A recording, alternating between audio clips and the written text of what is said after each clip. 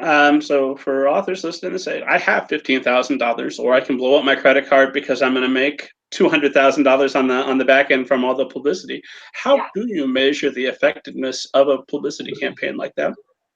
Now, this is another great question, because this is the rub. I mean, if you spend $15,000 on advertising,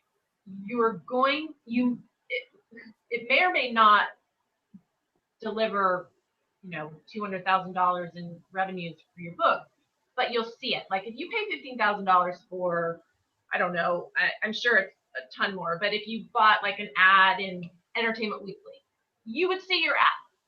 With publicity, it's very amorphous. For me, you're paying for my efforts. I never say, I can guarantee that I will get you an interview on NPR and Today Show and New York Times review, because I just don't know. I'm good at what I do. I know that people listen to me and respect, media people respect me and will look at what I'm representing. But they'll never do it just because I say so. So in the end, it's still all about the book. The adage, you can bring a horse to water, but you can't make him drink. That's exactly right. So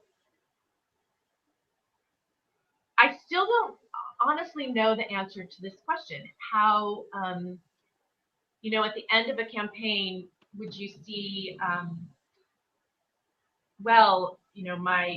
sure, if you do end up on the bestseller list, you can say, oh, okay, that publicity got me there.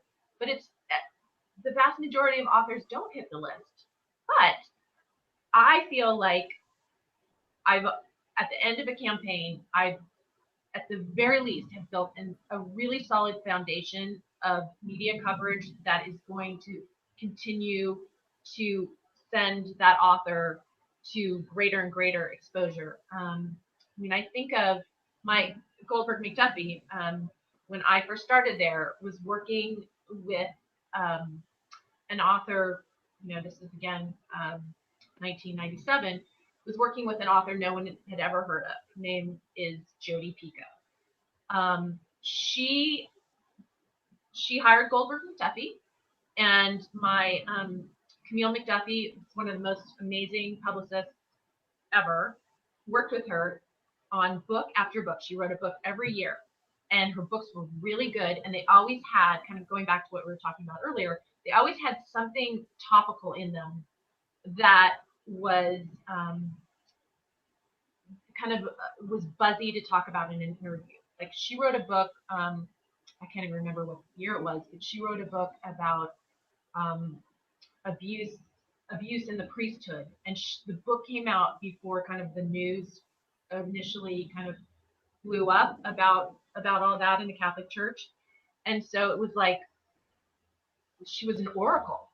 But that's all to say, she wasn't a New York Times #1 New York Times bestseller as she is now with that first book or that second book.